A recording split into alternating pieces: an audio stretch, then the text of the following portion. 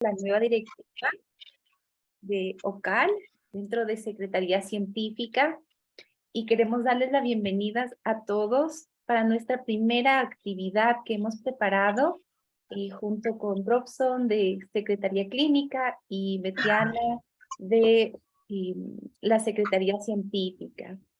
Yo pertenezco al ILAC, soy del país de Ecuador, entonces quisiera darles la bienvenida. Vamos a tener un encuentro muy acogedor. Justo nos convoca un tema que es el portuñol y el encuentro entre colegas en América Latina.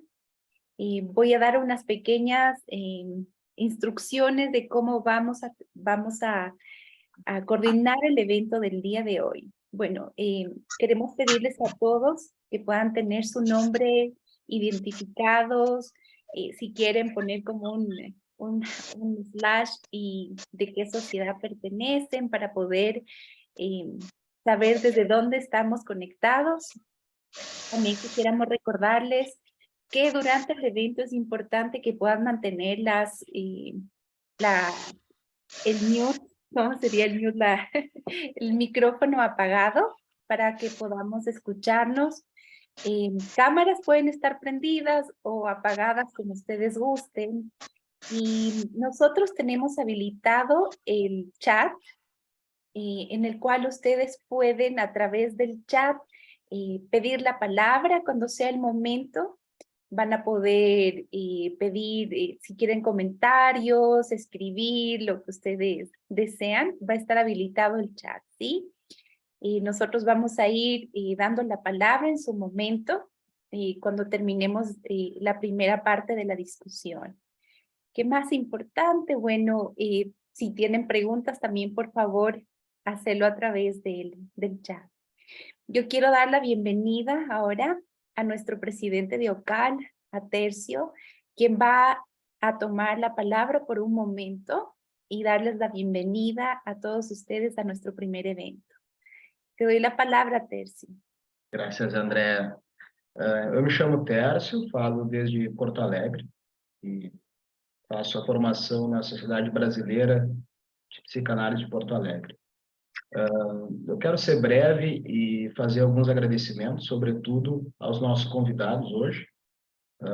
Agradecer a Thaís Fernandes, que disponibilizou o filme dela, o documentário, para que a gente pudesse assistir e hoje está aqui debatendo um assunto que é tão caro, a psicanálise, e é tão importante para a gente da OCAL, da América Latina, e essa integração do Brasil com os colegas que falam espanhol, hispanohablantes. Agradecer também a presença que aceitaram debater com a gente o Javier Pelufo, do Uruguai, e a Camila Reinert, minha colega aqui da Brasileira de Porto Alegre. Deixar registrado também o agradecimento à diretoria passada, que nos ajudou, e recebi mensagens dos colegas hoje dedicando boa sorte e torcendo pela gente. Então, deixar um abraço para a Esther Chaim, em nome da presidenta Esther e toda a sua diretoria. E dizer que eu estou muito feliz de poder estar iniciando essa jornada com meus colegas e com todos da América Latina. Espero que a gente tenha uma ótima manhã e que o debate seja muito produtivo, assim, que a gente possa conversar sobre o portunhol. As pessoas falem no seu idioma, a ideia é que a gente fale devagar, hable despacio, para que todos possamos nos compreender. E muito obrigado, Andrea. Muchas gracias, Tercio. Muy bien. Voy a dar la palabra ahora a Robson, quien nos va a explicar cómo vamos a hacer el formato de este debate, de este encuentro. Y les deseo mucha suerte a Camila, a Javier y a Thaís. Te doy la palabra, Rob. Olá, bom dia a todos. Eu sou Robson, sou da Sociedade Brasileira de Psicanálise de São Paulo, faço parte da Secretaria Clínica da atual diretoria da OCAL e vou explicar um pouquinho como é que nós vamos trabalhar hoje, né? Hoje nós temos 3 convidados, a Thaís, que é a diretora do documentário e vou apresentá-la daqui a pouquinho, e mais 2 psicanalistas aqui da América Latina. E esse modelo que nós estamos trabalhando hoje é um modelo que convencionalmente chama de podcast. Então, nós vamos ter alguns blocos, no qual faremos uma pergunta, né, para os nossos convidados, e é uma pergunta disparadora para a discussão. Ao final de cada pergunta, os nossos convidados irão fazer as suas considerações, depois abriremos para o público em geral fazer perguntas, comentários, e depois retornaremos para a mesa para continuarmos, né, o restante da discussão, o restante das perguntas. Então, né, se vocês tiverem alguma dúvida, querem fazer algum comentário, podem anotar, e quando for o momento de abrirmos para a discussão, vocês podem se inscrever pelo chat, como a Andrea colocou, e aí começamos a conversa, né, o debate. Bem, eu vou convidar a mesa, então, do nosso evento de hoje, começando pela Thaís Fernandes. Ela que é documentarista, dirigiu os curtas Contrato de Amor, de 2013, Navegantes, de 2015, e Um Corpo Feminino, de 2018. Em 2020, lança Afinal, Quem é Deus?, sua primeira série de TV e também seu primeiro longa, Portunhol. Vencedor de prêmio de melhor longa-metragem gaúcho no Festival de Cinema de Gramado.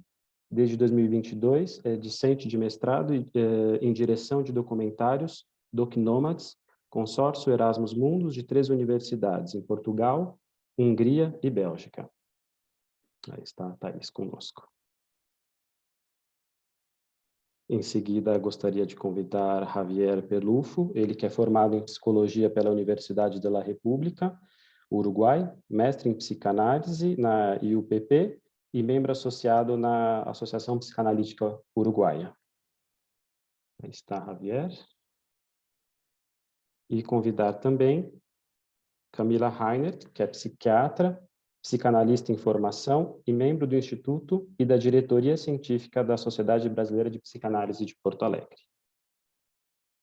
Bom, esses são os nossos convidados. Eu vou fazer a primeira pergunta para a mesa em português e em seguida a Andrea fará em espanhol. Tudo bem, Andrea? Muy bien. Bom, a nossa primeira pergunta para o debate é assim. Sabemos que o conceito de fronteira é muito mais amplo que o geográfico comporta. Um território, seja um país, um grupo étnico ou mesmo um indivíduo, não termina onde simplesmente começa outro. As áreas de fronteira, inclusive, podem ser extensas, compostas por misturas de tensões criativas e destrutivas. Do ponto de vista de vocês, qual a importância do tema portunhol e sua relação com a ideia de fronteira? Bueno, ahora voy a leer despacio la pregunta en español. Sabemos que el concepto de frontera es mucho más amplio que lo que comporta el geográfico. Un territorio, sea un país, un grupo étnico o inclusive un individuo, no termina donde simplemente se inicia otro. Las áreas de frontera pueden inclusive ser extensas, compuestas por mezclas de tensiones creativas y destructivas. De su punto de vista, ¿cuál es la importancia del tema portuñol y su relación con la idea de fronteras? Damos la palabra, bueno, vamos a dar la palabra a Thaís. Bienvenida, Thaís, y primero quisiera realmente felicitarte por el documental de Portuñol. Personalmente lo disfruté mucho y conocí algo que no conocía. Desde Ecuador, pues no conozco Paraguay y fue totalmente nuevo este punto. Y felicidades, te damos la palabra. Queria começar agradecendo o convite, né? Eu sempre digo que a parte mais legal de fazer filme é quando a gente fala sobre ele, depois que já passou todo o sofrimento de fazer. Porque é um trabalho que demora e chega um momento que a gente já está há tanto tempo no projeto e não consegue mais enxergar, assim, por que a gente começou a fazer e qual o impacto que ele pode ter. Então, é muito importante esse processo de ver o impacto que esse tipo de projeto tem nas pessoas, né? Agradecer especialmente ao Tércio, que também é meu amigão. Eu estou muito feliz de estar aqui e também, assim, estou um pouco com medo, porque eu não sou pesquisadora, né? Não sou acadêmica, então também, assim, acho que vou trazer conceitos e reflexões um pouco fora do contexto do que talvez vocês vão trazer, o que eu acho que é bom, né? Quer vir para bagunçar aqui o negócio. Então, é uma pergunta complexa, né? Dá para fazer um doutorado disso. Mas eu vou falar do meu lugar, assim, das minhas motivações de fazer o Portunhol, né? Eu sempre fui muito ligada com essa questão dessa identidade latina, sempre me interessou muito.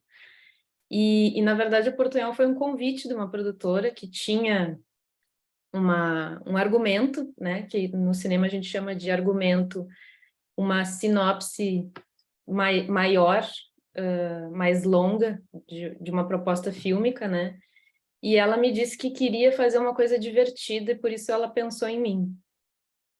Então, desde o início, assim, quando eu comecei a pesquisar o assunto, uma coisa que eu me dei conta é que todo material, especialmente jornalístico, quando fala de fronteira na América Latina, sempre aborda a questão do contrabando, da violência, né? Então, quando eu fui pensar um filme de longa-metragem, eu pensei, bom, já tem alguém falando de todas as coisas ruins, né?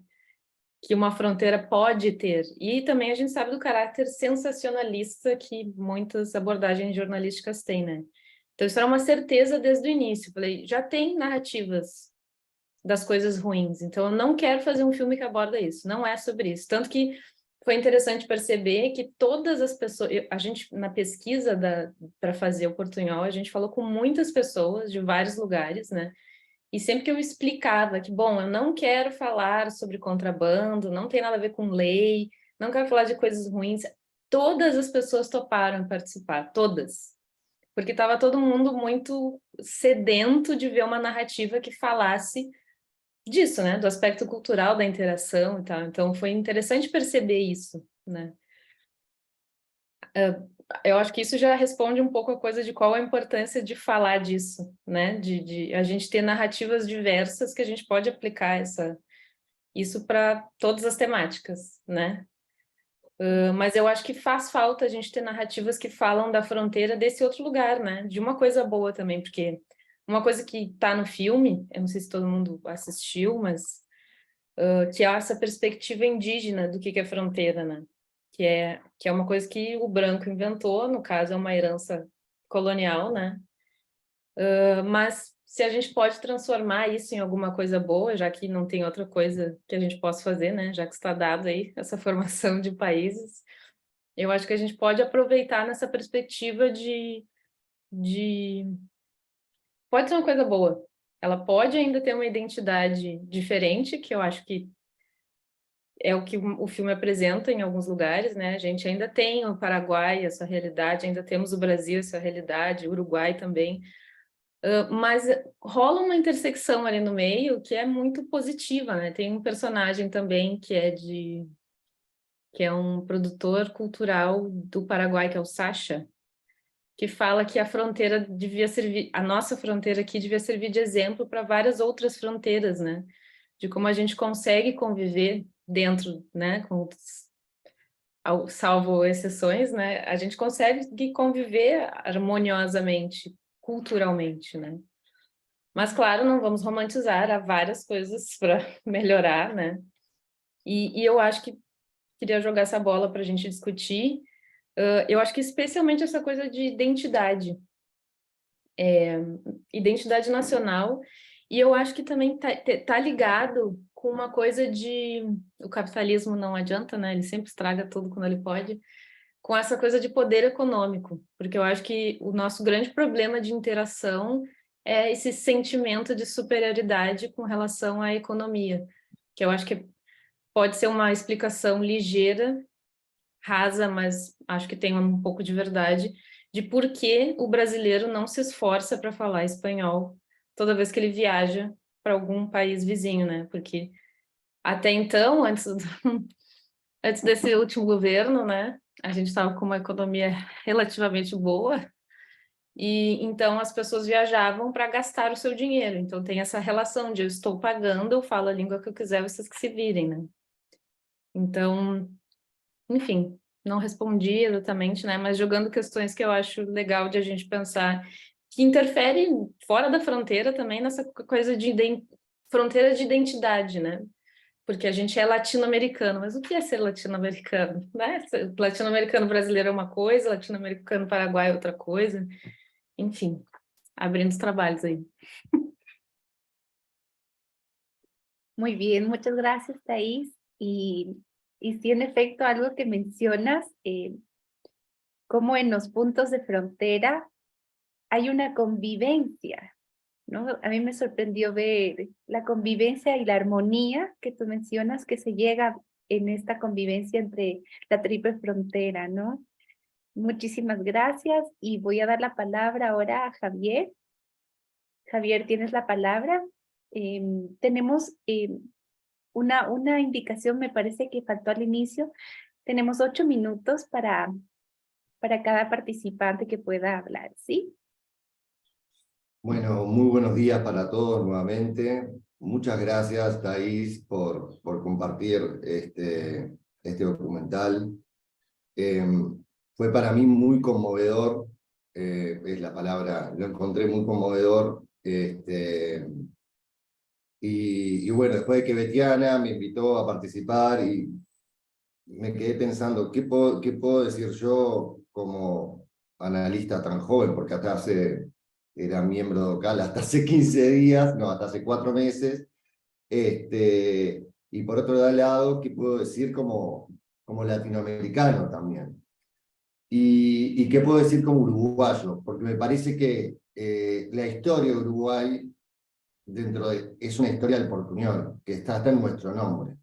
Nosotros fuimos la provincia cisplatina cuando el nombre venía de Portugal, o la banda oriental cuando el nombre venía de Argentina. O sea, nosotros siempre fuimos tironeados, demandados por el imperio brasilero o demandados por las provincias argentinas. Por algo los argentinos no dicen provincia rebelde.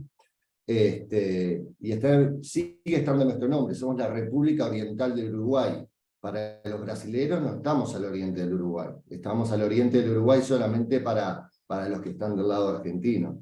Entonces, y el colonizador británico es el que nos dio esta identidad de república pequeña entre dos grandes. Entonces me parece que a la identidad uruguaya, yo creo que el portuñol nos define, somos un estado portuñol, donde el portuñol está visto como algo secundario, por lo menos desde mi crianza, mi historia en la capital, que es bien distinto. Yendo al concepto de portuñol, lo que yo pensé es, para poner algunos conceptos psicoanalíticos, me parece que es un concepto muy ambivalente, y contradictorio en sí. Porque por un lado el portuñol lo que hace es subvierte reglas arbitrarias, y lo que hace a través de ello es desnudar un malestar. Un malestar de un colectivo que está obligado a estar fraccionado, separado, desgarrado, y busca otras reglas en la rebeldía para comunicarse. Entonces me parece también que, pensando en psicoanálisis, es un muy buen ejemplo de lo que es el malestar en la cultura. Es una muy buena como representación de eso. Es una forma, ¿no?, que uno de los autores ahí la dice, es rebelde y sublevatoria, por decirlo de alguna manera. Y no cede, no puede ser, no sé cómo funciona en portugués, pero la Real Academia Española no puede ponerle su peso encima, y llega a las aulas, y llega a la universidad, o sea, y trasciende ese lugar capaz que dialéctico que tuvo en un principio. Pero lo mismo que subleva se termina convirtiendo en eso mismo, que es una pregunta, es un descubrimiento que tuve en el documental, porque estamos hablando de portuñol y no de quechuañol, o no de otras lenguas indígenas con el portuñol. ¿no? Como todos los eventos humanos, tiene esa contradicción, esa incertidumbre con la cual tiene que vivir. Por un lado, se convierte en aquello frente a lo que se subleva simplemente por la denominación, porque somos víctimas del lenguaje y al tener que denominar las cosas, entonces estoy en desacuerdo en que no es un esperanto, porque el esperanto siempre estuvo condenado al fracaso, porque las fronteras son necesarias.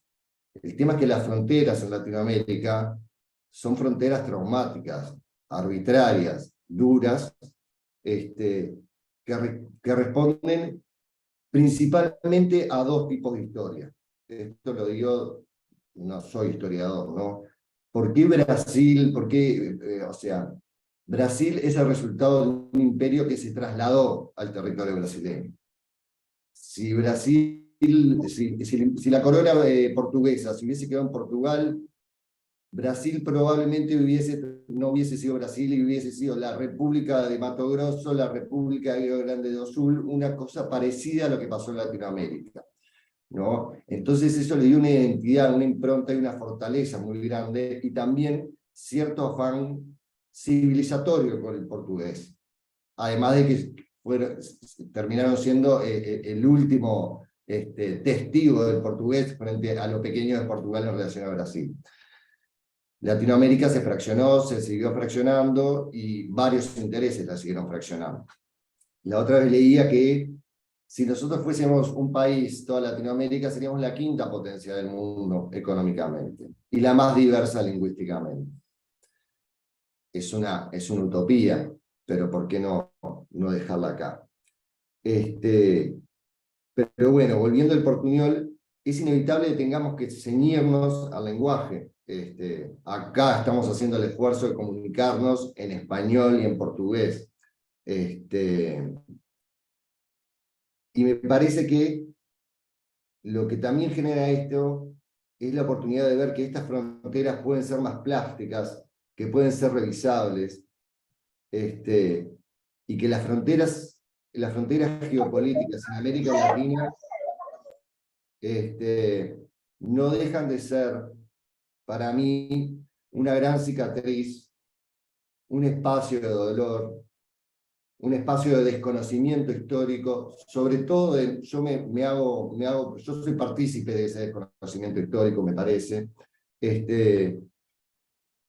y donde nuevamente estas formas subversivas del lenguaje son como una respuesta civilizatoria frente a ese trauma. Bueno, muchas gracias. Muchas gracias, Javier. Bueno, pones a la mesa un punto muy importante de debate, que son las huellas traumáticas que podemos encontrar en América Latina, ¿no? Un tema que compete mucho al psicoanálisis y a nosotros como analistas en formación. Y vamos a ver ahora qué nos puede contar Camila. Te damos la palabra. Vale. Começo com obrigado, Thaís.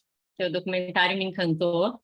Eu já tive algumas áreas de fronteira, mas principalmente a questão toda do portunhol selvagem foi nova para mim, muito significativa. Obrigada pelo convite. E, Javier, acho que a gente tem alguns pontos em comum aí, acho que esse diálogo começa muito bem. Tá dando para me entender nesse ritmo, nessa velocidade para os hispanohablantes? Sim? Então, se pensarmos em áreas de fronteira, para mim parece que a tensão entre abertura e clausura atravessa tanto os processos mais históricos como a compreensão de nós como seres humanos. Eu pensei a fronteira como uma zona simultânea de interação e afirmação de diferenças. E, para mim, a gente usa muitos recursos para mitigar essa angústia frente ao que nos é desconhecido, né? Alguns enunciados tranquilizadores, algumas formas simplificadoras e, às vezes, até apelar às autoridades que fixem bem essas fronteiras, os muros, que acho que a Thaís fala nos filmes. Né? E eu acho que esses dois pontos de vista que estão na pergunta ali, criatividade e destruição, são bem expressos no documentário. Né? No início do documentário, que a fronteira é essencialmente um problema. Depois a fala do professor da aldeia Mbaia Guarani, né? As fronteiras são fenômenos produzidos pela política, invenções do homem, produtos de guerra, tínhamos que erradicar as fronteiras. E aí difere da apresentação de uma professora, que é a Rosária Bruchado, que o outro é diferente de ti. porque fala de idioma, porque tem outros costumes, mas não há conflito na convivência. Penso que a fronteira é encarregada de dar o grande discurso da diversidade. E aqui acho que entra o transformar em coisa boa que a Thaís estava falando, né?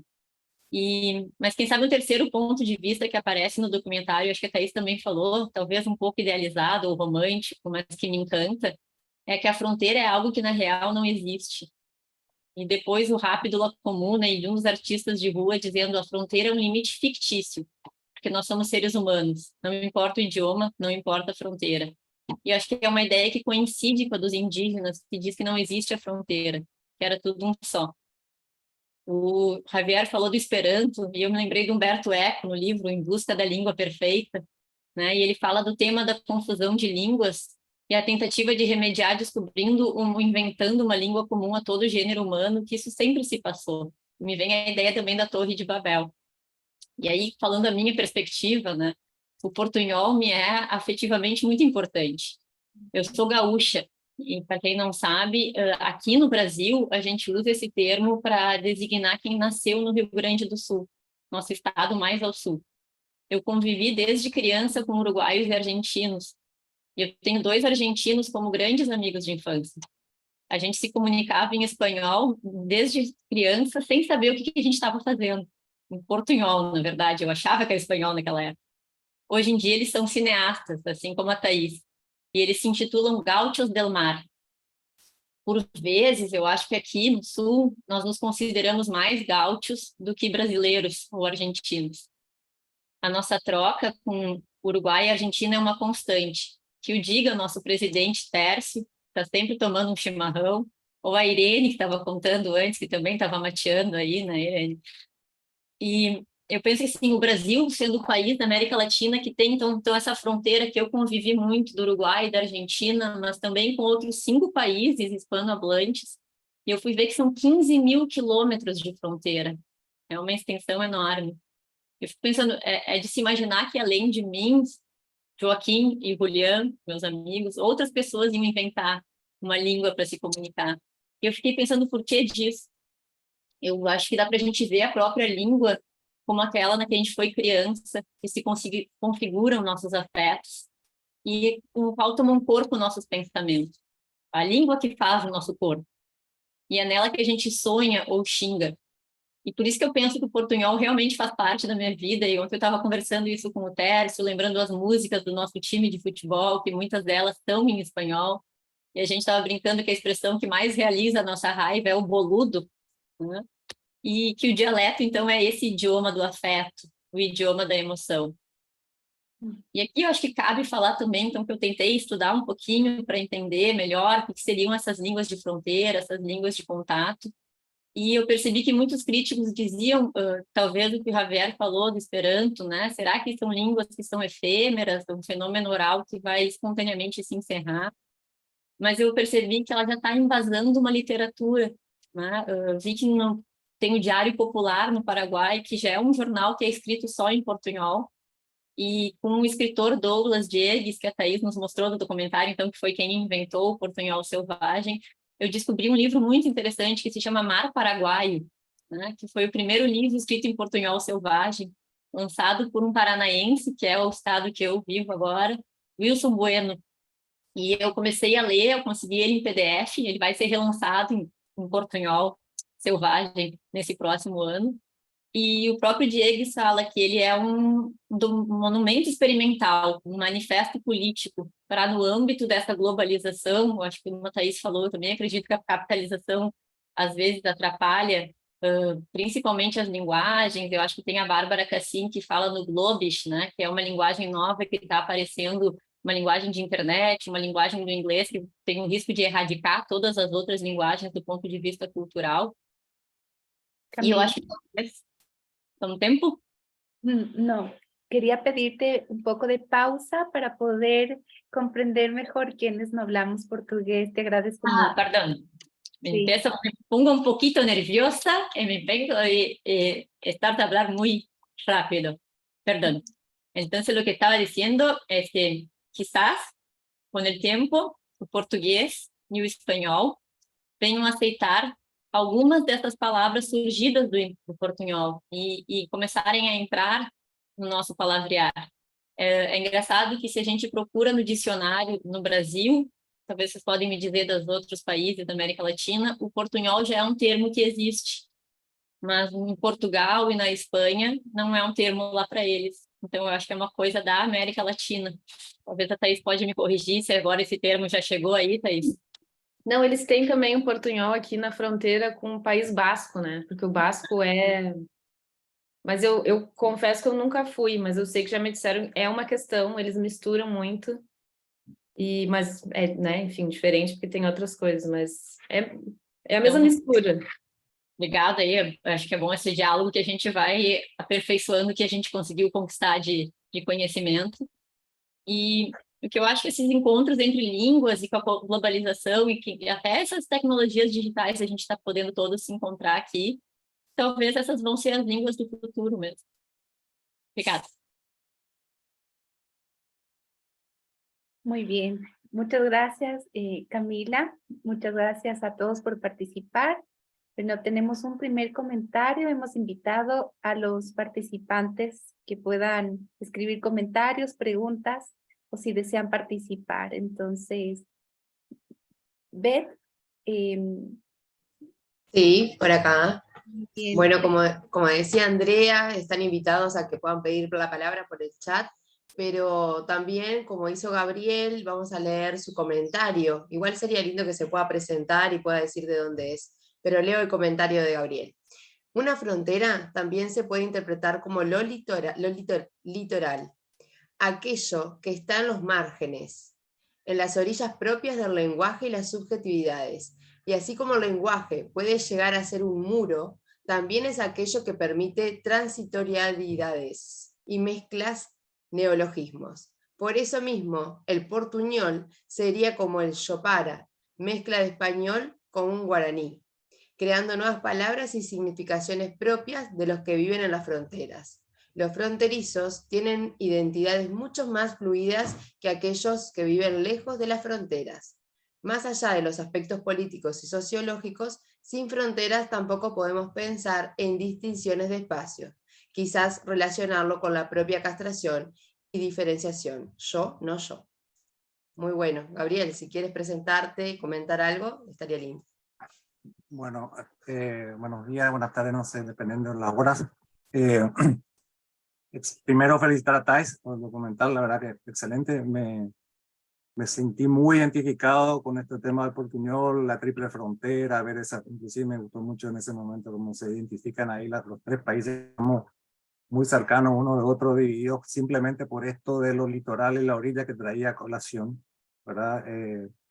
Y que realmente, bueno, conozco mucha gente que está en lo que es Ciudad del Este, Alto Paraná, trabajando ahí, brasilera, un montón de gente que ha migrado y que, bueno, hoy es parte de Paraguay y se creen muy paraguayos produciendo realmente ahí. Pero bueno, soy psicoanalista, estoy también en formación acá en APDEA, que es la Asociación Psicoanalítica de Asunción.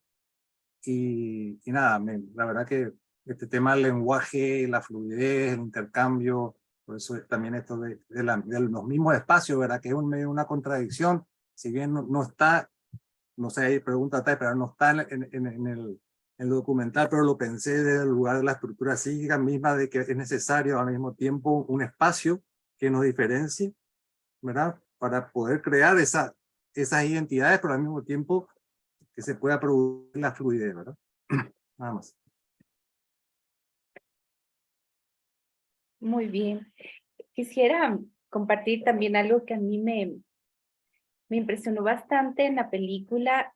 Era cuando aparecen cómo las escenas se mezclan con la música y la poesía como acción poética.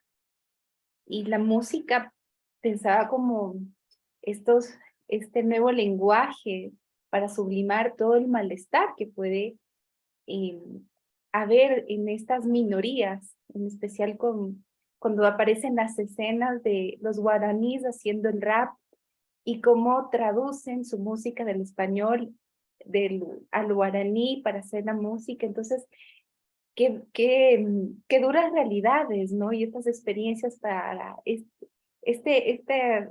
este grupo que queda como una comunidad aislada dentro de las 3 fronteras, ¿no? Entonces, fue muy, aminora la angustia, digamos, cuando aparece la música y el cambio y la transición, y se ve cómo a lo largo del tiempo las generaciones nuevas pues entran con desde un lugar muy distinto al de otras generaciones, cuando aparecen estas escenas de los universitarios que cuentan que al inicio los profesores, nadie hablaba español y no se hablaba el portuñol, y qué difícil recibir las clases, ¿no? Y habla mucho, señala mucho como la lengua como proyecto de política interna, la lengua como educación en las universidades y la comunicación entre estas 2 lenguas, ¿no?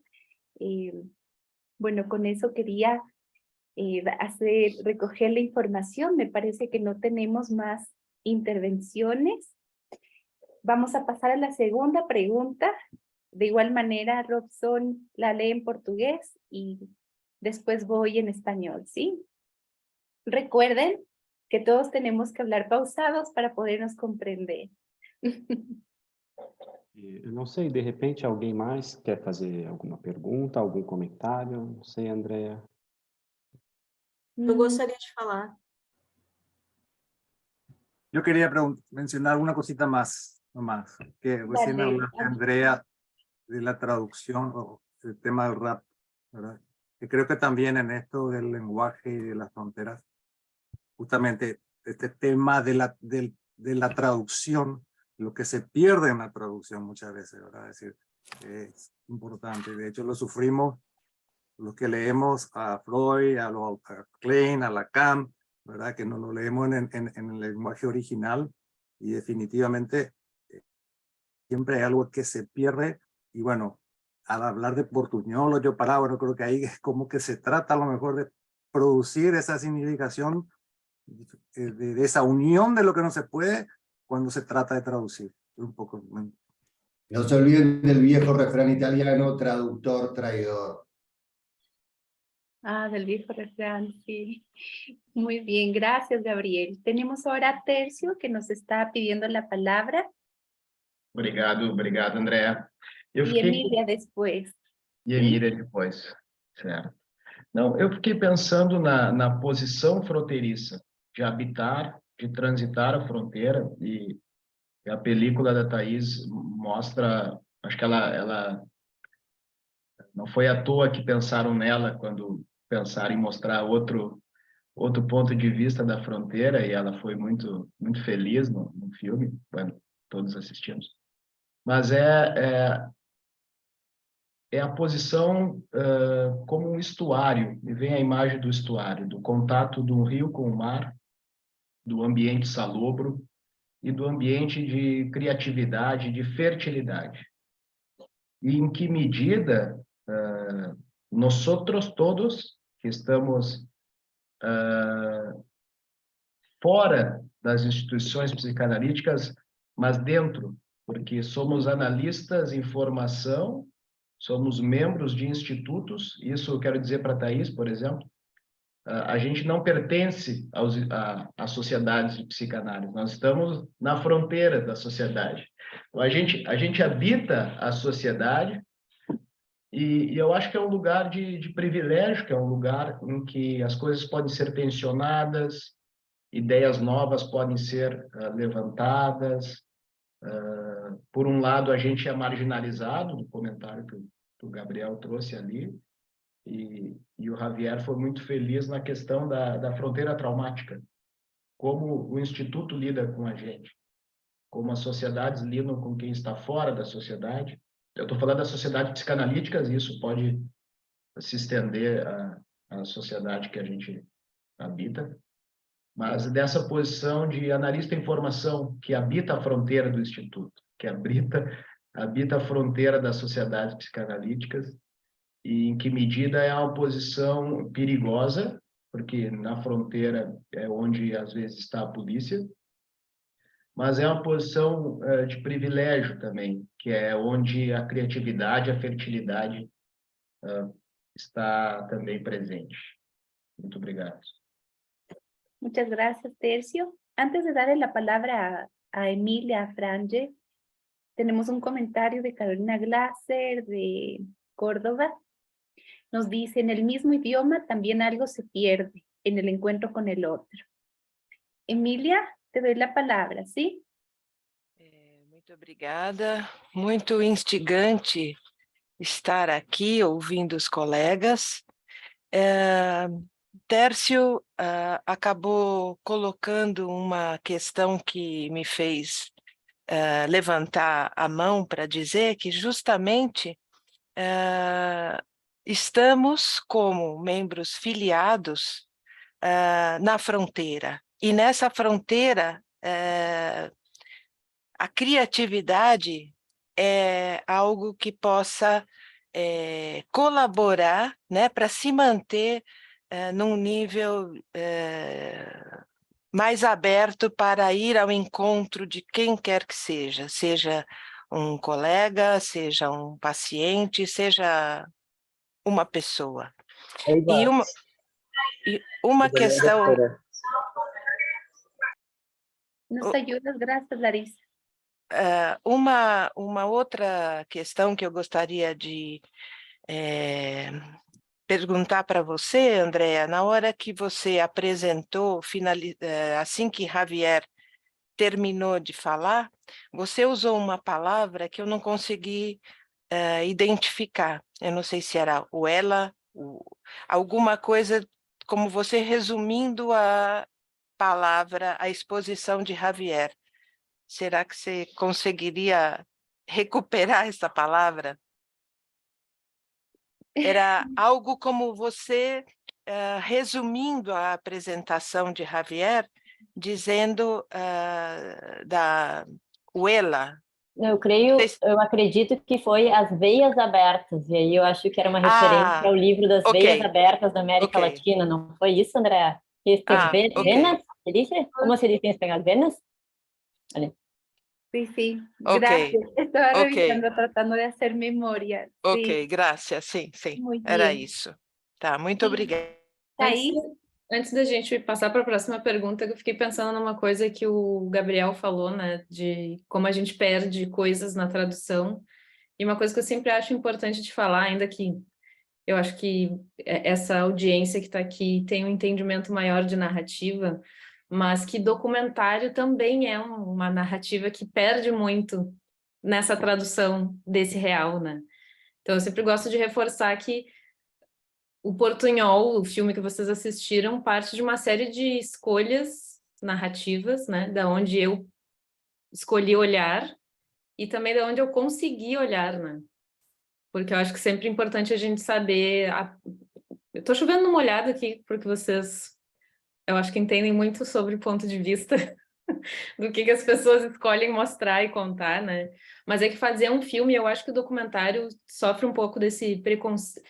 Preconceito barra o público em geral às vezes entende errado o que é fazer um documentário, né? De parte de que, bom, apareceu aqui, é verdade, é isso aqui então mesmo, é desse jeito. Então, eu sempre gosto de reforçar que o que deu para fazer é uma frase horrível, mas é assim, o filme é a circunstância da realidade de produção e das pessoas que estavam envolvidas, né?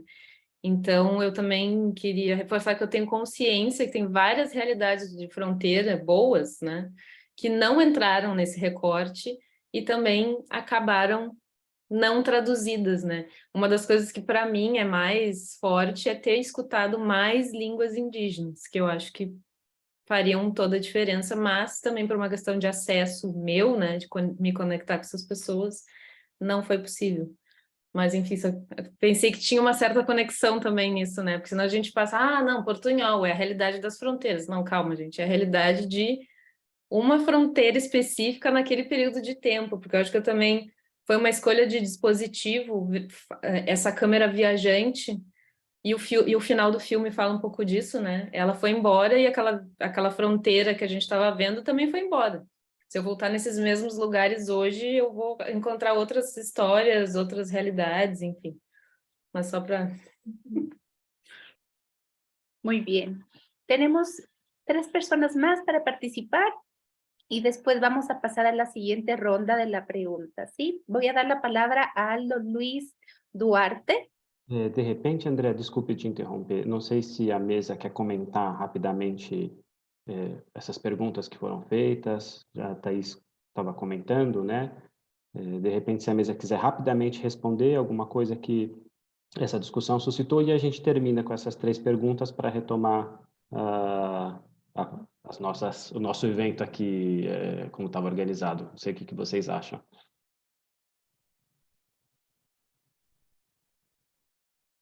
Querem comentar?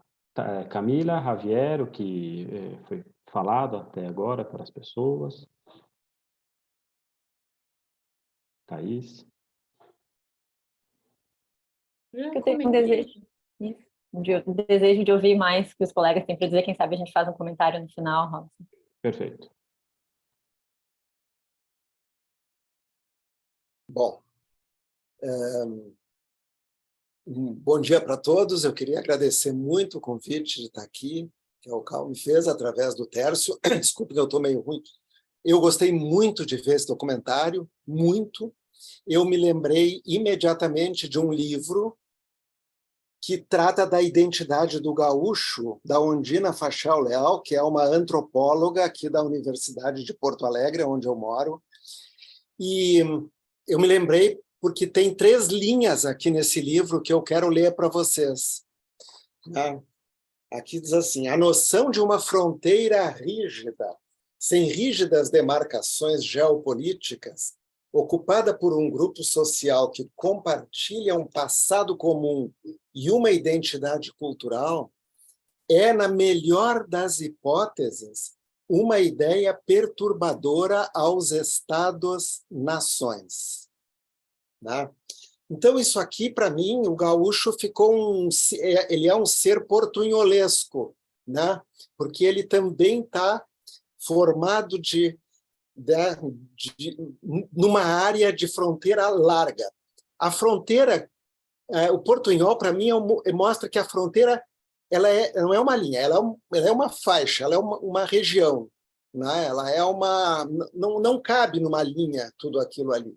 Eu achei uma das cenas melhores do filme, a cena que fala do burocrata de Brasília, que vai para a Rivera e tenta pintar aquela linha e eles acabam com a linha. Aquilo, para mim, foi assim, um dos momentos melhores do documentário que eu mais vibrei. E eu fiquei pensando nessa comparação que o Tércio fez entre o candidato que está mais na fronteira e, com o tempo, será que a gente vai se afastando da fronteira, né? Porque a fronteira é uma zona de tolerância. A fronteira é uma zona que o preconceito é muito menor do que mais afastado dela. As pessoas têm uma ligação, um afeto que a gente, vamos dizer assim, pode ter depois individualmente com pessoas de outros países, mas como grupo é interessante, né? Que lá não tem aquela coisa, eu sou melhor, o outro melhor. Não é que não tenha, tem, mas eles manejam de um outro jeito. E, inclusive, essa própria interação de música. E, como sempre, né, numa zona onde a diversidade é grande, a cultura exerce o seu papel integrativo melhor do que qualquer psicanálise, eu acho. Era só isso que para jogar no meio, né, e ouvir vocês. Obrigado. Muchas gracias, Aldo. Gracias. Vamos a hacer una cosa, a recordar la modalidad para participar. Pidan por el chat público la palabra, así no nos desorganizamos y nos llega acá las que estamos organizando la palabra, ¿está? Eso por un lado, también pueden seguir haciendo comentarios. Y ahora pasamos a Juliana, que había escrito temprano, que quería hacer un comentario. Bem, meu nome é Juliana, eu moro no Mato Grosso do Sul, na cidade de Dourados, Brasil. A minha cidade, ela fica a 119 quilômetros de Ponta Porã, que faz divisa com Pedro Juan Cabaleiro. Aqui no Mato Grosso do Sul, a gente tem 2 divisas com o Paraguai, que é Ponta Porã e Bela Vista. Na minha cidade, existe a 2ª maior reserva indígena do Brasil. a gente está a 3 quilômetros da reserva indígena. Então, a reserva indígena é dentro da cidade mesmo, praticamente, né? Então, assim, eu gostei muito do que o Javier falou sobre a fala do quanto a fronteira é traumática. A gente observa questões sociais e culturais muito precárias, violentas em relação à cultura indígena, né? Eu vejo assim o quanto é muito marginalizado o indígena, né? E também a cultura paraguaia. Assim, eu acho que há uma intolerância muito grande assim pelas diferenças, né?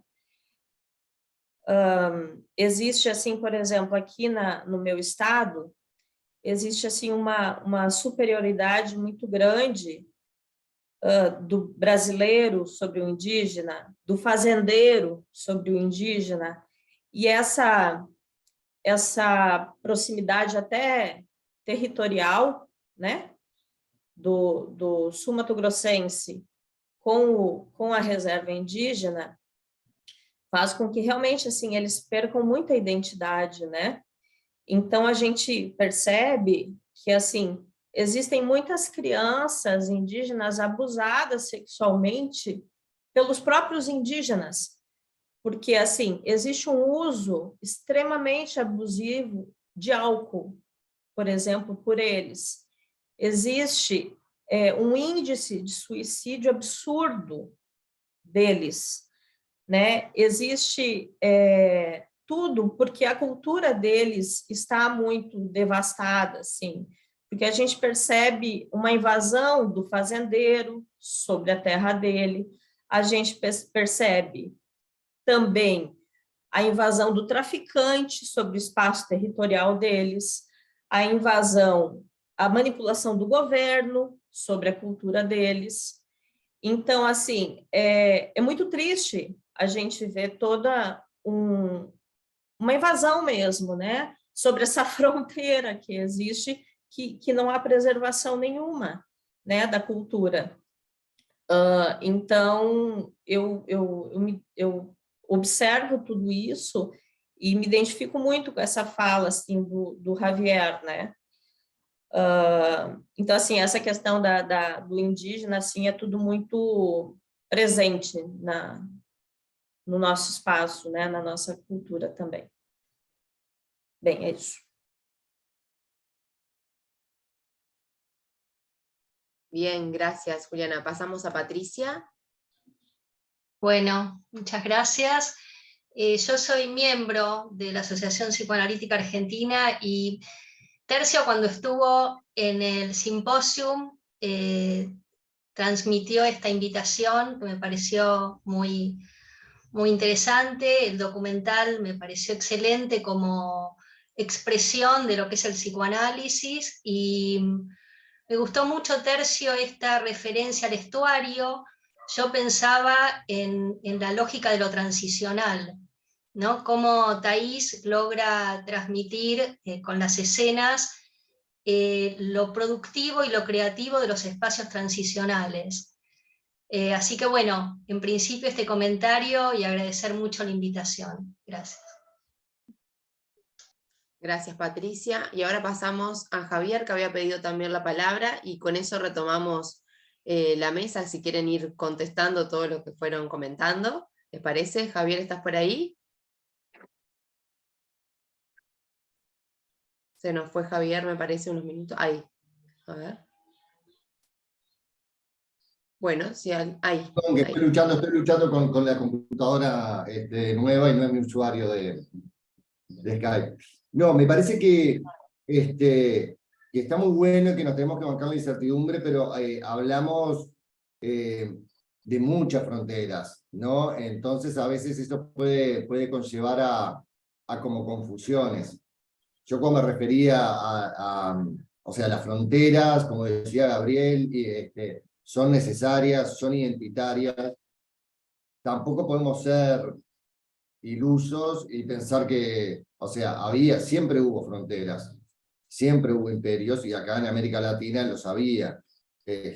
Los incas tenían fronteras, los mayas tenían fronteras, límites de sus territorios, pueblos a los que oprimían también. Son cuestiones más humanas que capaz que como psicoanalistas nos viven interpelando, ¿no? Eso como por un lado quería agregar a la discusión, que me parece como muy interesante.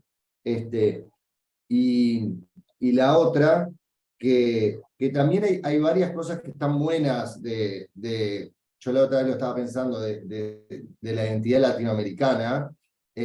Cuando uno ve, o sea, por supuesto tenemos unos problemas raciales enormes en América Latina, de discriminación enorme con la población indígena, con la población afro, pero si uno ve cómo, por ejemplo, Estados Unidos quiso resolver eso, y quiso resolver con el melting pot y los problemas que tienen tan violentos con la raza, hay algunas cosas del proceso latinoamericano que también está bueno rescatarlas, porque si no parece que nos estamos dando mucho palo entre nosotros, y miren que tenemos cosas muy, muy, muy buenas y maravillosas, como continente, como región cultural. Nada más, era eso. Un mimo para nosotros.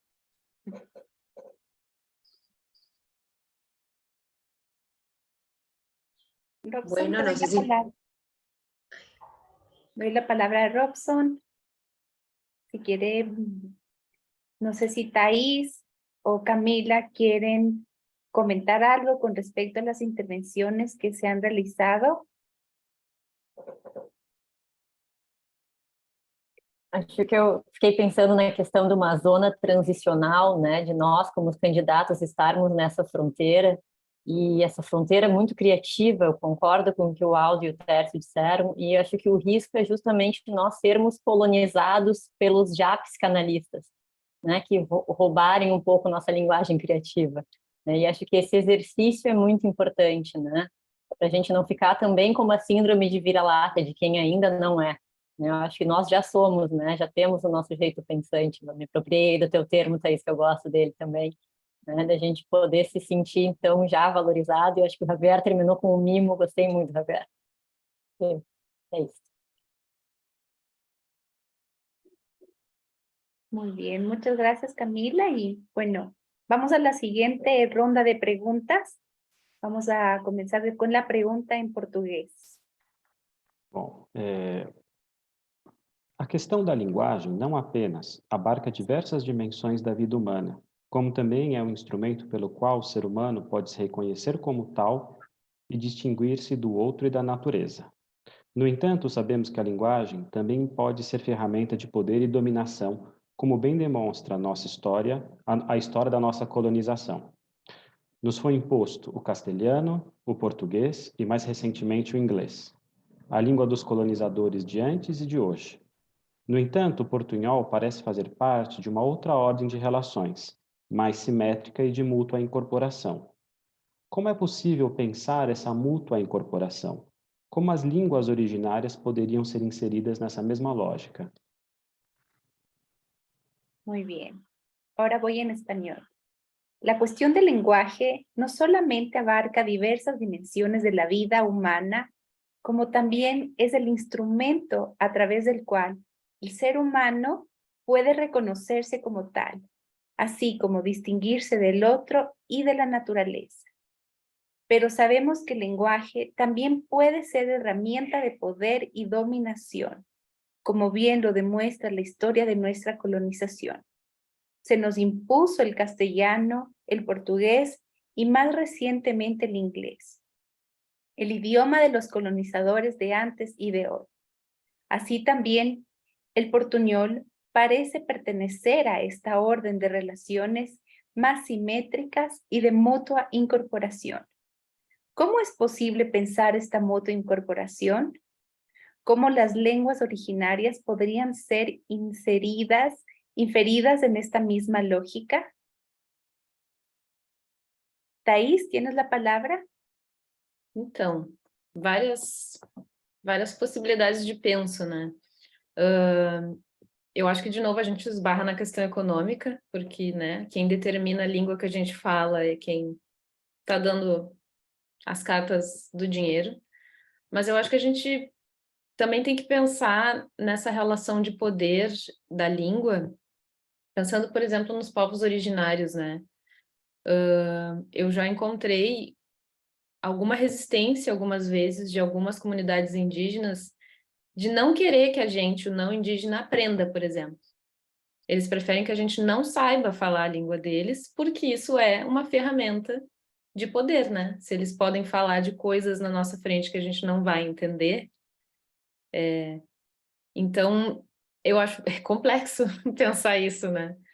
Mas passa por várias frentes, né? Política de Estado, né? Um Estado que... Bom, falando de Brasil, né? Eu não sei como é tratado isso nos outros países, sei que no Paraguai é uma língua oficial, e sei que está passando... Eu acho que é muito recente esse movimento do país, do Paraguai, de enaltecer o Guarani novamente, porque durante muito tempo, né, se veio com aquela herança da Guerra da Tríplice Aliança, que falar Guarani era proibido, enfim. Eu acho que o Brasil está numa situação diferente, porque nunca sequer foi considerado se falar qualquer língua indígena em nenhuma escola. Tanto que, eu não sei se todos assistiram o filme com legenda, não sei se vocês perceberam que quando se fala Guarani, eu não traduzo. A legenda está em Guarani. E foi de propósito. Porque eu me dei conta que falando do público brasileiro, né? As pessoas, além de nunca terem ouvido Guarani, nunca tinham lido Guarani. Então a brincadeira não, mas assim, a provocação era essa, né? Vocês não vão mesmo entender o que essas pessoas estão falando. E é para vocês pensarem por que vocês não estão entendendo. Por que a gente nunca aprendeu, né? Isso falando de comunidades indígenas, né? E os povos africanos, que é uma complexidade maior ainda de destruição cultural, de identidade, de autoestima, né? Que também foram línguas que se perderam por também não serem consideradas formas culturais válidas nesse processo de colonização. Eu confesso que é um trabalho difícil, eu não queria ser essa pessoa que ia estar organizando isso. Mas eu acho que a gente precisa, inevitavelmente, de políticas de Estado que façam um movimento de começar a valorizar isso, né? E de criar uma cultura, né? Eu não sei como está agora, mas eu já ouvi vários amigos que moraram na Espanha, ou amigos espanhóis, que disseram que eles são muito chatos com essa coisa de anglicanismo, né? Ninguém fica adotando palavra em inglês. Eles são chatos, não é mouse, é raton. Então, e eu acho que é uma herança cultural também, né? A Espanha tem uma questão de fronteira muito diferente da nossa, né? Que são esses vários povos que foram juntados nisso que hoje se chama Espanha, né? Então, talvez essa questão de identidade é muito mais clara para eles, como a gente que foi devastado por essa colonização aqui. Mas eu acho que a gente precisa... Não tem como a gente voltar atrás e também desfazer relações comerciais, assim, no movimento punk total. Eu acredito mais nessa construção lenta e gradual, né? Mas eu acho que a gente precisa da educação e não adianta, a gente precisa de um governo, de governos que se comprometam com isso. Então, aí eu me lembrei agora, no filme, eu não sei se todo mundo conhecia, talvez as pessoas da fronteira, sim, a UNILA, que é esse projeto, é uma universidade criada pelo governo Dilma em 2016, que, como todas as universidades brasileiras nos últimos 4 anos, tá sofrendo a míngua, sem investimento, mas foi um movimento, foi o primeiro movimento de um governo que queria unificar essa noção de identidade e começar a promover essa integração, né? Tanto que tinha eu não sei como está hoje, mas eu sei que tinha algumas aulas que eram em Quechua, por exemplo. Tinha aula de Quechua, tu podia te matricular numa cadeira, mesmo que tu estivesse fazendo engenharia, tinha cadeira de Quechua, cadeira de Guarani. Então, isso para mim é um movimento de valorização de língua prático, né? De criação de ferramenta que é muito cedo para saber o impacto, mas acho que a longo prazo não tem como dar ruim, né? Se a gente começa a espalhar isso de uma maneira mais sistemática, mas fica a dica também para investigar um pouco mais sobre a UNILA, que é um projeto com vários problemas, né? Enfim, é um projeto muito recente, 2016, mas eu acho um dos projetos de universidade mais incríveis que a gente tem no Brasil, assim, no momento. Dei um monte de volta, não concluí nada. Espero Muchas gracias. que eu tenha contribuído com alguma coisa. Quisiera como complementar algo. Bueno, si aquí en Ecuador nosotros tenemos 22 nacionalidades indígenas.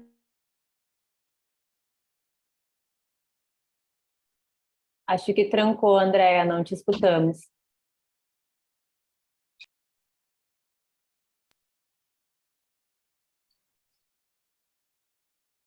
Enquanto a Andréa não volta, então eu queria só comentar uma coisa. Congeló el audio y el video.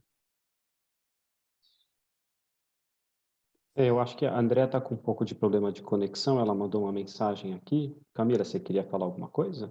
Porque eu tinha um dado que acho que a Thaís me falou uma coisa que eu também fiquei curiosa, né? Que eu vi que na Bolívia, em 94, começou a se reconhecer a pluralidade e a multietnicidade, né? E em 2006, um projeto de lei conferiu o status oficial para 36 línguas faladas, né? De diferentes etnias, de diferentes grupos indígenas. Então, o Quechua, o Aymara, o Guarani. E a minha impressão é que o Brasil tem uma recorrência de ignorar os fatos históricos, né? A própria ditadura, o jeito que a gente não lidou com isso, né? E também essa questão assim de não olhar para trás e não olhar para esses povos originários. Eu concordo contigo, Thaís. Gostei do que tu falaste. Inclusive, queria deixar uma dica aqui de filme, não sei se todos assistiram, tem disponível na internet, mas eu não sei se tem com legendas, mas não é tão difícil de entender. Que não, tem uma versão que agora me lembrei, que está num festival mexicano que eu acho que tem legenda em espanhol, que se chama Corumbiara, que é do Vincent Carelli, que é um antropólogo francês, mas que mora no Brasil há muito tempo, e é o fundador de um projeto chamado Vídeo nas Aldeias. E eu acho um filme muito, muito incrível para se entender um pouco a realidade indígena nas Américas, no geral, né? Ele fala da realidade da Amazônia do lado brasileiro, mas eu tenho certeza que todo mundo vai se identificar porque os governos agiram da mesma forma. Acho um filme bem relevante para entender a questão indígena. Corumbiara. Volví, les pido disculpas. También estoy luchando con el internet. Bueno, le doy la palabra a Javier para que pueda responder la pregunta. Bueno, he escrito de todo, o sea que voy a tratar de ordenar un montón de cosas que me fueron surgiendo mientras los escuchaba a todos ustedes, más allá de lo que yo había escrito. Para empezar, los seres humanos, tomando un poco, parafraseando a Heidegger, somos yectos en el lenguaje. No podemos escapar al lenguaje porque es lo que nos, como diría Lacan, la palabra mata la cosa, quedamos definidos por el lenguaje, y de nuevo, y el lenguaje contiene eso de frontera, ¿no? También un poco tomando lo que decía Thaís, hay muchísimos más lenguajes. El cine es un lenguaje. Nosotros vemos lo que quedó después de la postproducción, después de la edición, después de toda una decisión de corte, con un componente de censura más en el estilo psicoanalítico, ¿no? De qué se veía y qué no se veía en el documental, que responde al lenguaje del cine, ¿no? La realidad que queda en el frame. Por fuera pasan un montón de cosas. Y el verdadero arte es transmitir lo que queremos transmitir en el frame. No, perdón, Thais, que me meto de atrevido en ese tema. Entonces me parece que, y ahora voy un poco, me parece que yo por lo pronto, como uruguayo, siento como un gran desconocimiento de lo que es ser latinoamericano.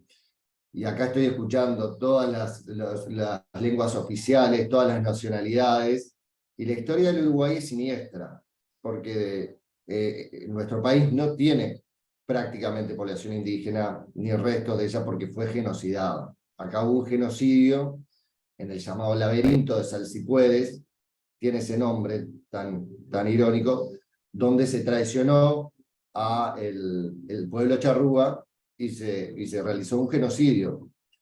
Y durante muchos años, Uruguay se enorgullecía, creo que lo dije bien, justamente de ser más blanco que otros países, aunque no era así, de no tener problemas raciales. Aparecían las publicidades turísticas del país en los años 30 y 40.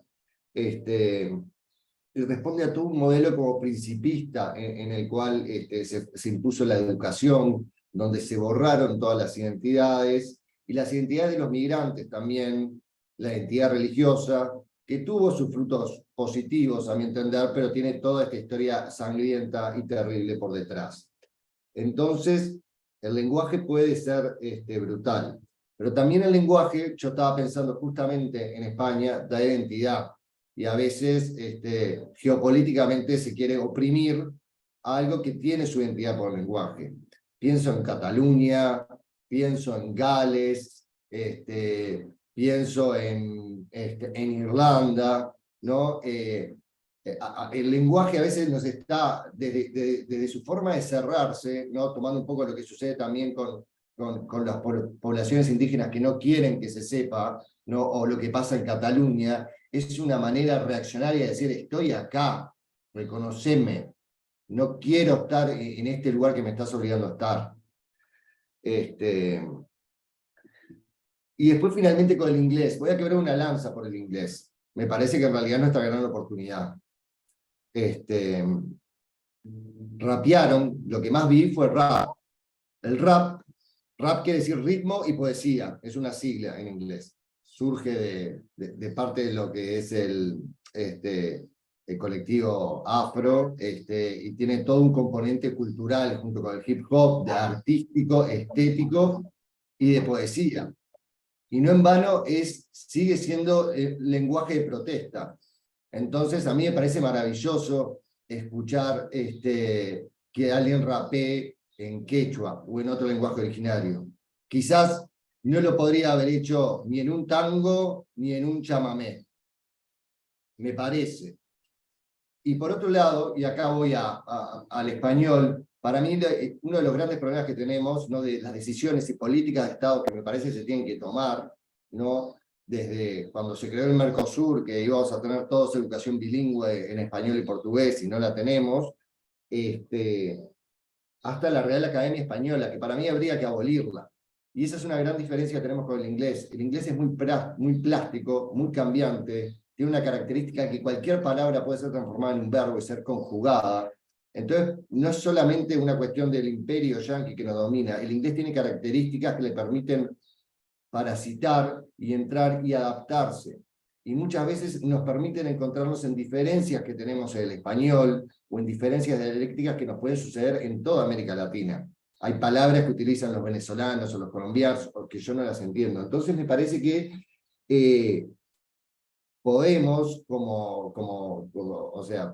podemos en realidad utilizarlo a nuestro favor en ese sentido.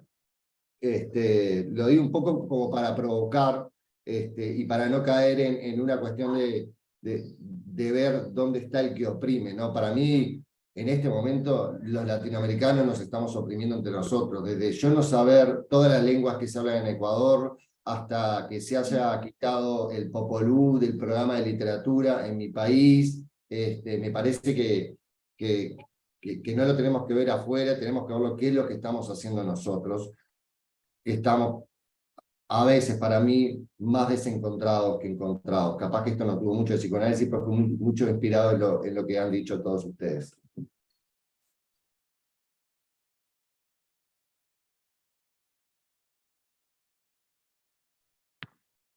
Muy bien. ya creo que resolví lo del internet. No sé si puedo terminar mi frase. Les contaba que estoy muy de acuerdo con lo que menciona con respecto a ciertas políticas de Estado. En Ecuador se logró establecer y recuperar 14 lenguas como de la región andina. Y entre esas, en ese entonces, bueno, muchas veces dentro de la asamblea hay traducción, no, más o menos, falla el internet un poco. Bueno, dale, Cami, te doy la palabra, ¿sí? Mejor. Que lástima, Andrea, pero estou interessada no que tens a dizer sobre o Equador. Bom, eu fiz eu comecei a conversar isso aqui em casa, eu acho que eu fiz minha família assistir também o teu filme, Thaís, porque a gente gostou todo, meu namorado, meus pais, e a primeira pergunta da minha mãe foi, bom, e como é que foi na Europa? Né? Isso não se passou lá também? E aí eu comecei a dar uma olhada e achei um artigo muito interessante do Paulo Sérgio de Souza, alguns colegas já conhecem ele, que se chama A Língua do Outro e a Nossa, Política, Tradução e Psicanálise. E o que ele coloca é que a colonização, mais despacio, perdão. O que ele coloca é a colonização do outro passar pela língua, não é algo novo. Isso já existe desde a formação dos estados modernos nacionais, lá no século XV, quando começou um Deus, um rei, uma lei e também só uma língua. Acabou tendo uma repressão da diversidade linguística, e acho que aí o Javier já colocou bem para nós, né? Na França, o bretão, o provençal. Eu me lembrei do James Joyce, desconstruindo o inglês, né? Tentando buscar, quem sabe, um pouco do gaélico e do celta, né? E aí me veio também na cabeça quando a pergunta que eu gostei muito, falando então de mútua incorporação.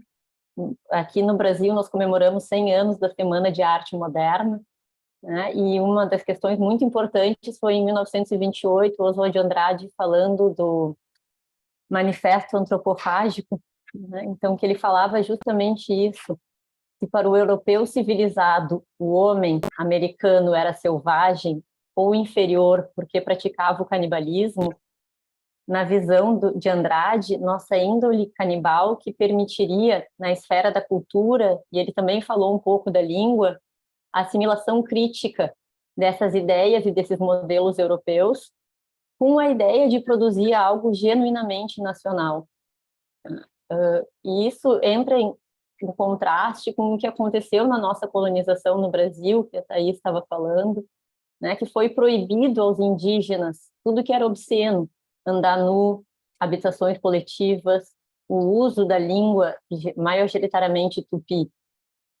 E aí me vem na cabeça que a América não era essa terra virgem, né? Terra de colonização, como querem representá-la. O ameríndio, e a Thaís falou na África, e talvez o africano trazido para cá, não são coisas, elementos da natureza que se pode domesticar. E aí tem uma frase que eu acho que fica bem, né? Que a América não é a terra na qual o homem branco europeu tem a liberdade de recomeçar, de se sentir num paraíso perdido, como se pudesse ser o novo Adão. Tem uma música que talvez alguns já conheçam, e está lá no projeto da FEPAL, Pontes Entre Línguas, que oferece essas aulas de portunhol em espanhol, a música Língua, do Caetano Veloso. A língua é minha pátria, eu não tenho pátria, tenho mátria, e quero fátria. E aí eu fiquei pensando, né, a gente chama de pátria e não mátria, e se refere ao pai fundador, mas é a pátria, não é o pátria. Então é o feminino. Então acho que tem a relação, sim, com a língua mãe, né, e o lugar onde a gente habita, onde se é sujeito, mas também esse local circunscrito pelo pai, que domestica, dando uma borda, um limite, essa fronteira, também é atravessado pela poesia, pelas formações do inconsciente, e quem sabe esse cruzamento entre política, que faz a nação, a língua da geografia, e eu não tenho como não provocar essa soberania do falo, porque eu acho que tem muito a ver, sim, com essa questão, né, eurocentrada, gênero-centrada também, que a gente tem que entrar numa discussão a respeito disso. Eu falei para o Robson, o aspecto decolonial para mim é muito importante, né? Eu acho que a gente tem que discutir isso também. Eu acho que a psicanálise não escapou de ser uma psicanálise colonial também. E como disse o Javier, acho que nesse momento nos decolonizar também é poder olhar e buscar a pátria, né? Buscar os nossos irmãos. E uma língua representa a história milenar de todo esse povo, então a gente tem que cuidar pelo não desaparecimento de línguas, né? Para que essas línguas sejam conhecidas pelo maior número de pessoas, que eu acho que era o que a André estava tentando falar aí do Equador também. Então, te devolvo a palavra aí, André.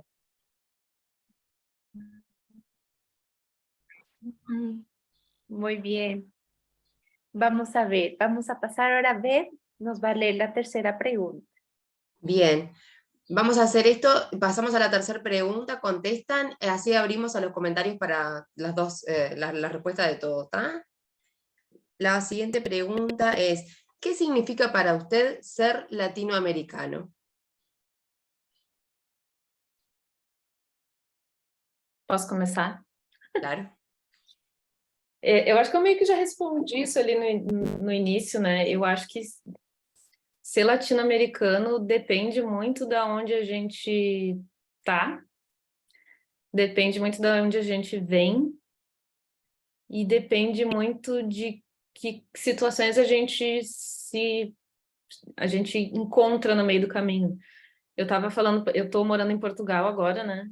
E eu estava falando com uma amiga que é a primeira vez, eu nunca morei fora do Brasil, né? Primeira vez que estou passando por essa experiência, e é a primeira vez que eu não sou branca. Eu sou latina, né?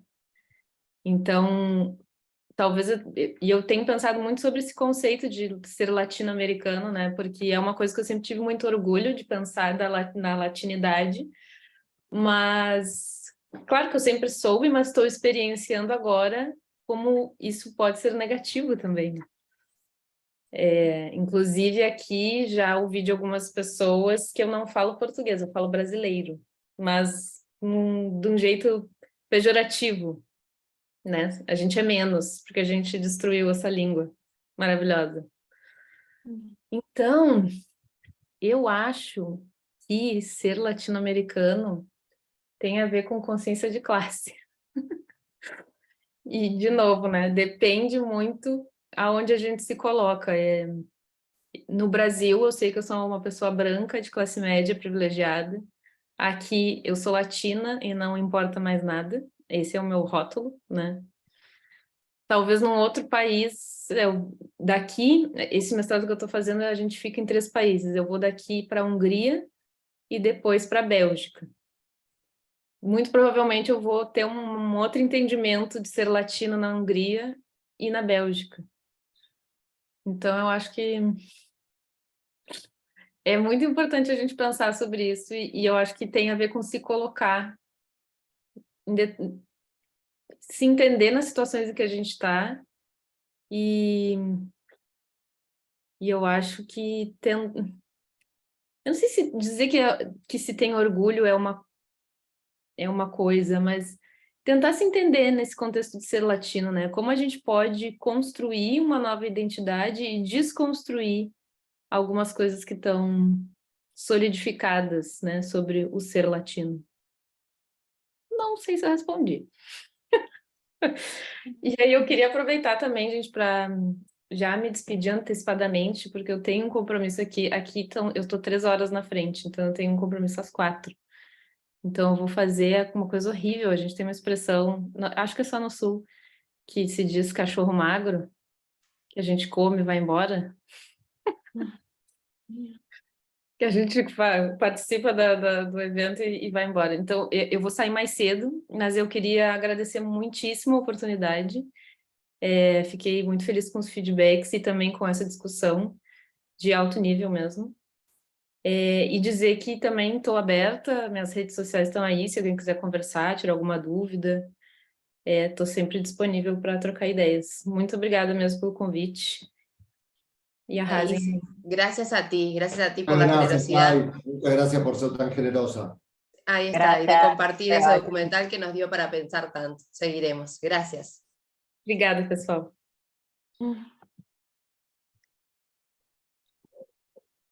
Bueno, difícil pregunta que apela también a la sensibilidad y a pensarnos a cada uno de nosotros, ¿no? Difícil, pero bueno, Javier, sigue, ¿te parece? Sí, sí, sí. Bueno, justo iba a arrancar por ahí. Es una pregunta como muy personal. Entonces me voy a poner un poco personal. Yo tuve una educación muy anglo, en la educación formal y en mi familia muy europea. Y yo de grande, porque tiene mucho que ver con la conciencia de grande, me fui sintiendo cada vez más latinoamericano, sin tratar de caer en clichés de lo que es latinoamericano, que hay por todos lados, desde el cliché que se tiene en Estados Unidos hasta el cliché que tiene por lo pronto cierta clase media alta intelectual en mi país, ¿no? Y cuando decía, me acordé y voy a ir con, yo tengo un lado muy frívolo en las redes sociales, no sé si saben, Doja Cat, que es una rapera estadounidense, habló mal de Paraguay, y que estaban en las inundaciones, se enojó y no quiso cantar, una cosa así, y todos los latinoamericanos en las redes sociales nos recalentamos y la cancelamos, porque entre nosotros nos damos palo, pero se metió alguien de afuera y cerramos filas con Paraguay, y me pareció maravilloso, me hizo sentir tan bien, desde lo agresivo, ¿no? Pero me hizo sentir tan bien, y cerramos filas, entre nosotros nos damos palo. Volviendo al inglés, si yo digo fútbol, todos sabemos de qué hablamos, ¿no? Que es una palabra en inglés, y nos da una identidad compartida como latinoamericanos, de las más grandes y de las más maravillosas.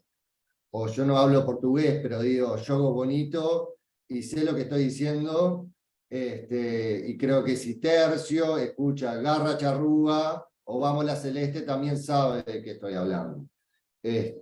No, ya que estamos pasando por este momento tan difícil por lo pronto para los uruguayos. Y escribí algo como muy cortito. Para mí, ser latinoamericano es ser hijos e hijas de una historia mal contada que nos provocó una identidad amnésica. Eso. Muchas gracias. A vos, Javier. Gracias. Bueno, seguimos como con un nudo ahí, pero seguimos, Camila, e depois comentamos. Vale. Então, eu fiquei pensando, eu me reconheço muito como latino-americana, eu acho que eu tive a mesma impressão da minha vivência que o Javier também, uma formação muito olhando para fora, para a Europa, para os Estados Unidos. E eu não sei me faz o que é essa identidade. Quando a Thaís fala que ela foi construindo a identidade de latino-americana dela pelos olhos dos outros, eu acho que também é o que me acontece. Eu estou construindo essas relações e, a posteriori, vendo o que elas significam para mim. E eu vi uma fala de um antropólogo, Nestor Cancicli, que ele diz que a América Latina, mais do que uma identidade, é uma tarefa. E isso fez muito sentido para mim. Eu acho que a minha tarefa, a minha obrigação nesse momento é conhecer mais esses povos originários. Acho que o documentário da Thaís, queria agradecer ela, estou agradecendo aqui para vocês, me proporcionou justamente, eu achei genial o que ela disse de não traduzir, né, as palavras indígenas para que a gente tivesse um pouco de contato com elas, né? Agora eu vou ler para vocês, perdão, porque eu não sou muito artista, mas o rap dos músicos do La Comuna. Somos um povo sofrido, vivido assim, sem bandeira. Para os algozes, nossas vozes é o cipó de aroeira, dos quilombo no lombo de quem cria a fronteira. E uma outra frase que também estava nesse muro desse comunitário: enquanto capitalizam a realidade, eu socializo meus sonhos. E eu me deparei com um livro muito bacana de uma antropóloga brasileira que passou um ano morando com os Yanomamis para estudar os sonhos deles. E os sonhos deles não são do inconsciente individual. Na cultura Yanomami, o sonho é a cultura, é o coletivo, são avisos, são natureza, né? Então, eu acho que a gente pode se apropriar um pouco mais, tanto da linguagem quanto do conhecimento desses povos. Eu acho que é mais do que identidade, tarefa. É isso. Muchas gracias. ¿Puedo agregar una cosita, una pequeña cosita? Como psicoanalistas, ¿no? Esta diferenciación de candidatos, si no, a mí me parece media pelotuda. Y después de que pasás a la membresía que yo estoy, decís, esto es el Monte del Olimpo, me doy media vuelta, me voy al bar a tomar una con mis amigos.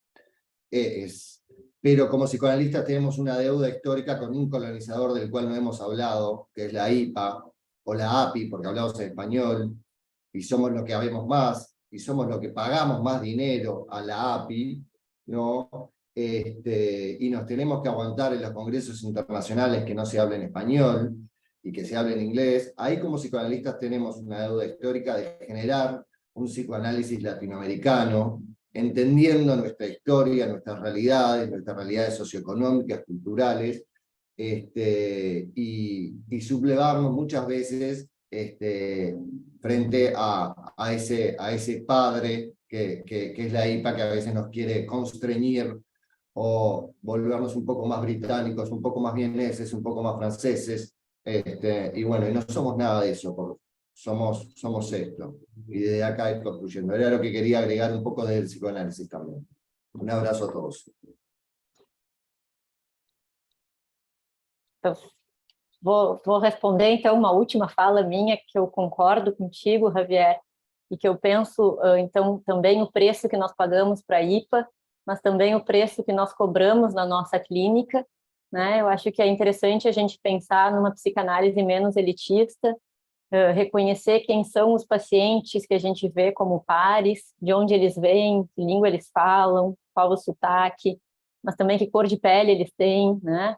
Como é que eles se identificam, e a gente conseguir ampliar mais até onde a gente chega, né? Me chama a atenção que quase todos nós aqui presentes somos brancos também, né? Então acho que isso é importante. A Juliana trouxe os indígenas, né, Juliana? Como é que a gente acessa, como é que a gente oferece suporte para esse povo em sofrimento, já que o branco está entrando lá para levar sofrimento, será que a gente consegue levar esse acesso também? Então, obrigada, eu encerro minha participação, que eu quero ouvi-los também.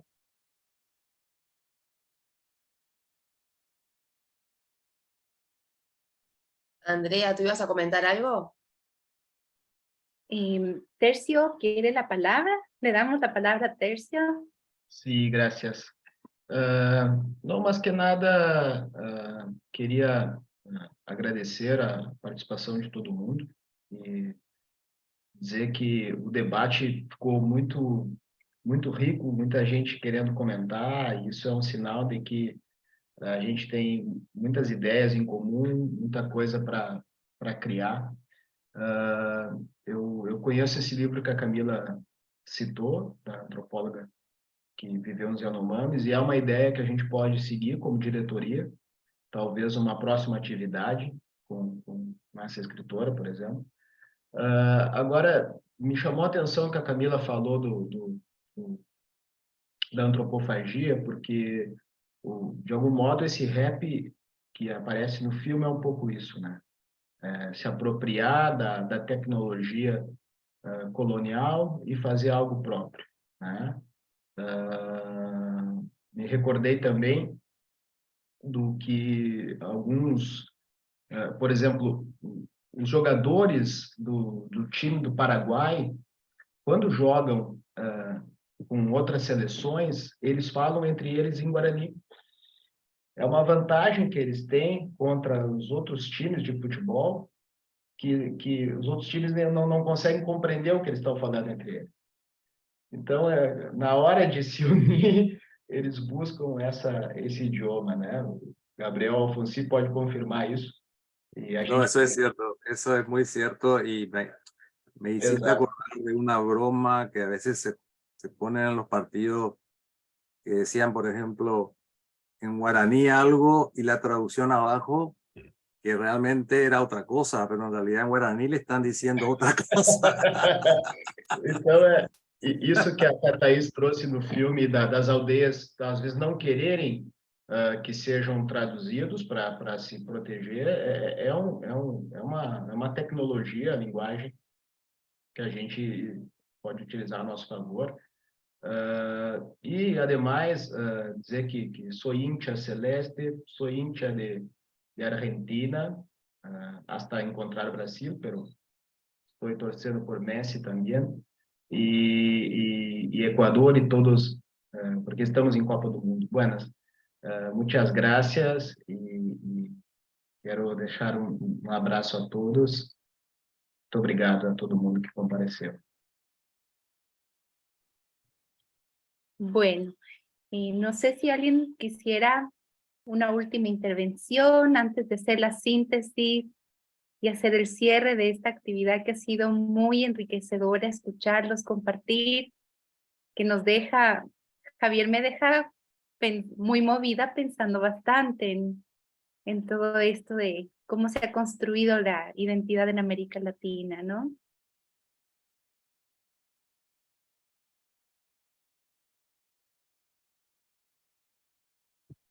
Parece que no hay más intervenciones. No sé si Camila o Javier quisieran hacer una última cierre antes de cerrar. Eu acho que o Tércio trouxe, talvez, que está todo mundo também querendo assistir a bola jogando, não só aqui entre nós, mas lá no Catar. Mas queria agradecer o convite aí de vocês, né? Eu também faço parte da comitiva, mas dizer que foi muito interessante, agradecer a todo mundo que veio nos prestigiar e os comentários. Eu acho que é assim que a gente vai se enriquecendo e aí construindo a nossa identidade também como local, né? Então, meu agradecimento. Bueno, yo también agradecerle de nuevo, agradecerle especialmente a Betiana que me persiguió para que participe de esto y estoy muy contento de haberlo hecho, me siento como conmovido y muy gratificado de encontrarme con todos ustedes y me parece que esta es como una línea muy interesante para irla pensando desde OCAL y desde FEPAL, ¿no? Con el psicoanálisis latinoamericano, me parece todo esto puede ser una gran oportunidad. Muchas gracias de nuevo a todos. Muchas gracias y bueno, he recogido a breve, vamos a ver si tengo suerte con el internet. Andrea, y bueno, Andrea, interrumpimos un poquito. Antes, Juliana dice que le gustaría hablar. Eu só gostaria de fazer um comentário que antes eu trouxe tantas coisas um tanto quanto pesadas e tristes, né? Em relação aos indígenas da minha cidade, mas também que gostaria de comentar que, na verdade, tem uma boa parcela deles que também estão dentro da universidade, se graduando, tem uma representação importante na sociedade, como psicólogos, advogados, fazendo uma diferença também dentro da sociedade do branco, né? Nós também temos um grupo de rap, eu não consegui identificar muito bem no filme se era eles ou não, mas que eles gravaram uma música com o Alok, que é um DJ muito importante do nosso país, do Brasil, né? Então, que eles têm uma representação nacional também. Então, tem esses movimentos, né? Onde eles também, os indígenas também têm uma representação importante. É isso, obrigada. Muy bien. ¿Puedo continuar?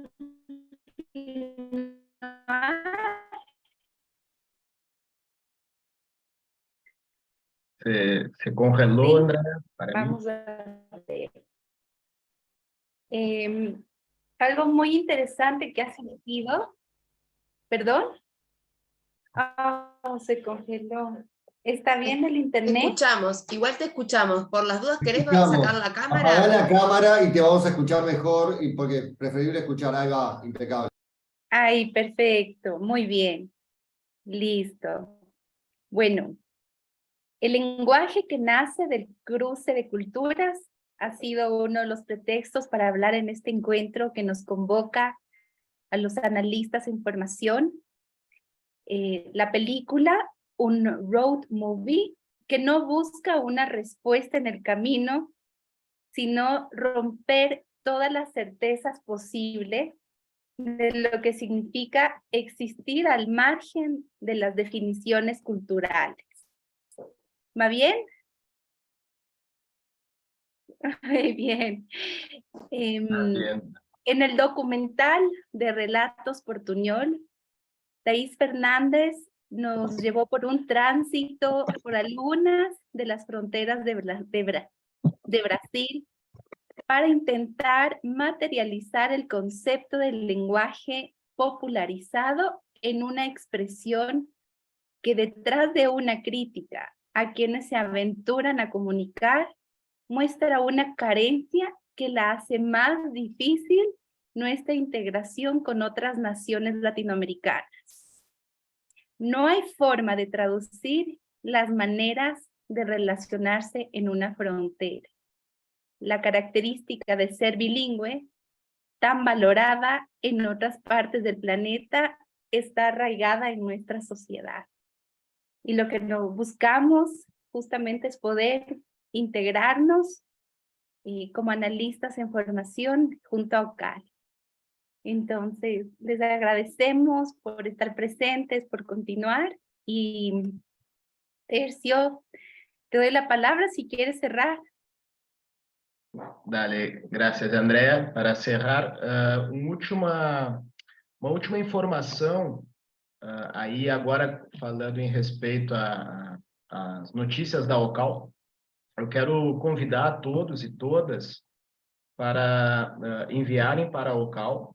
A gente vai fazer chegar aos membros da OCAL, via os representantes e por e-mail, um convite para trazerem ideias ao próximo congresso da FEPAL e da OCAL a se realizar em setembro de 2024. Entonces, tenemos cerca de 1 año y 10 meses y la idea es proponer preguntas, asuntos, conceptos, cosas que quieren pensar, que queremos debatir.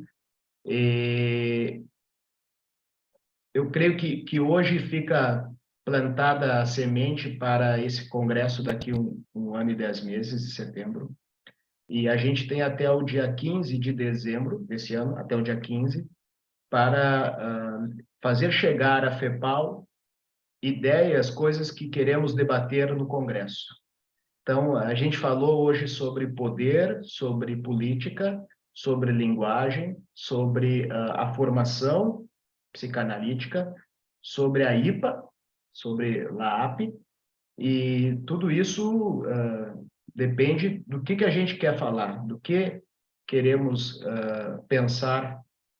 Então, a gente vai fazer chegar a vocês esse convite, e a ideia é que todas as propostas para debater no Congresso daqui 1 ano e meio, em 2024, a gente possa levar a FEPAL como que as propostas da OCAL e dizer que a atual diretoria da FEPAL, que a presidente é a Vânia Cidade, do Rio de Janeiro, uma mulher negra, psicanalista muito importante no Brasil, está muito aberta às participações dos membros em formação. Então, essa é uma notícia que me parece importante, boa, e no mais, muito obrigado a todos, muitas graças a todos que compareceram, e buenas, bom fim de semana, vamos adelante, muchas gracias. Muchas gracias. Gracias. Chao. Gracias a todos. Gracias. Fuerte aplauso. Gracias. Chao. Javier, gracias. Chao. Gracias a todos. Chao. Chao, chao. Chao.